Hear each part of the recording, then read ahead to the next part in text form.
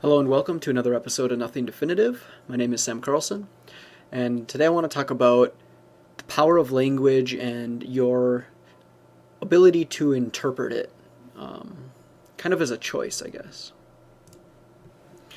So, this is a sort of revelation that occurred to me when I was learning more about, I guess, about the human brain and how we as individuals create neurons based on what we're observing and how we interact with the environment and our past experiences and all these things, and how we take those experiences, like say the raw data of those experiences, but then also kind of attach our perspective and our emotions to it.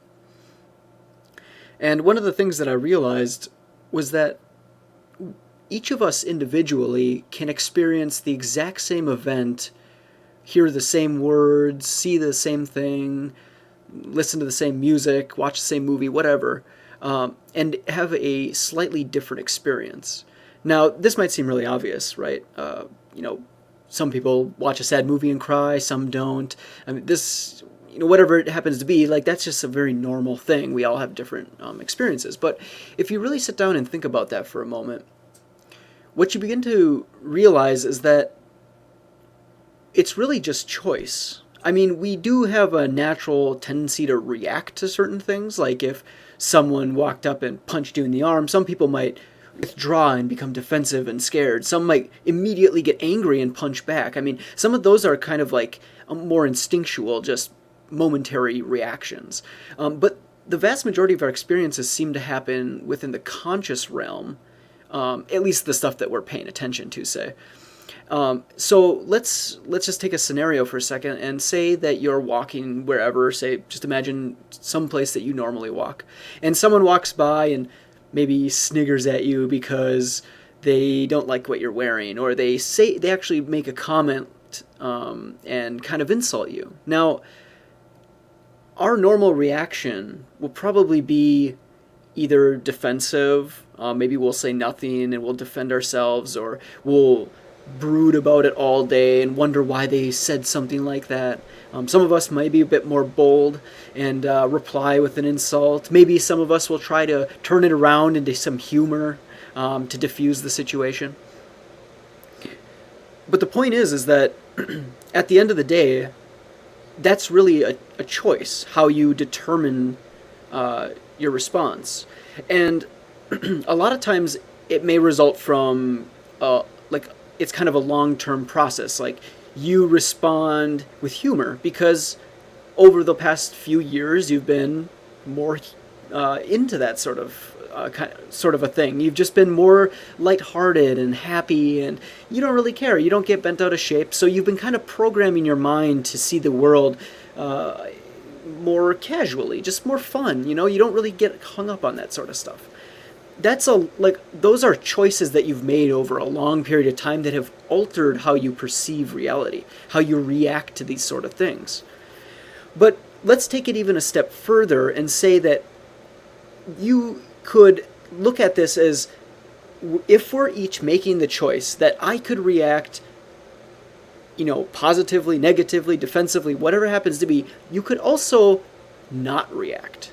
And I think this is a very interesting phenomenon because I've been attempting to do this over the course of many months, perhaps even a year or longer now. I can't really recall when I started doing this, but I've started to try and program myself to be more of an observer rather than becoming emotionally engaged at all. Like, someone insults me and I just look at them kind of as an observer with no emotional response. I don't feel happy or sad, angry. I don't feel threatened or aggressive. Nothing. It's just this.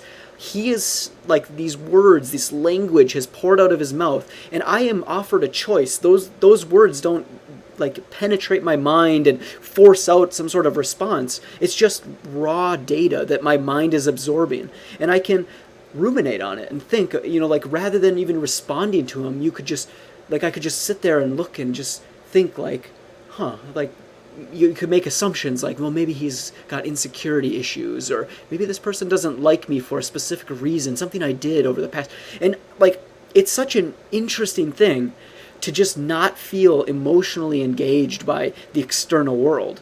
Now, of course, some people might look at that and go, wow, you sound like a sociopath or something. It should be clarified here that I do have emotions. I am frequently happy, and I, meditate, and sometimes find myself welling up with tears because I'm like thinking about connectivity with the world, and sometimes I get angry at things and stuff. I do have plenty of emotion, but this is different. This is a choice. This is me walking around this world as this, like, I guess maybe like an unattached observer, just pulling in data. And I don't know, I hope I got the point across there. If you really sit down and just think about this one idea, that everything that comes in your brain and how you interpret it and how you react to it is a choice. And when they really accept that, you can be completely free from emotional engagement. You can be in any dramatic situation and just feel completely at peace, at ease, because you're just there gathering data, observing. You don't need to be part of it if you don't want to. Of course, you have the choice as well. You can be emotionally engaged if you choose to be. So in a way, it's this tool. It's this utility that you can bring into your life that can bring a lot of, I guess, I'm not really sure what the word would be. I guess it just brings calm and control, I guess, would be the thing. You're not a slave to your emotions, and you don't get hung up and think, oh man, why did that person say that to me? Oh, I feel so terrible. You don't have to worry about that anymore. You're not attached. You're free. You can let it go and just kind of be pure in a way.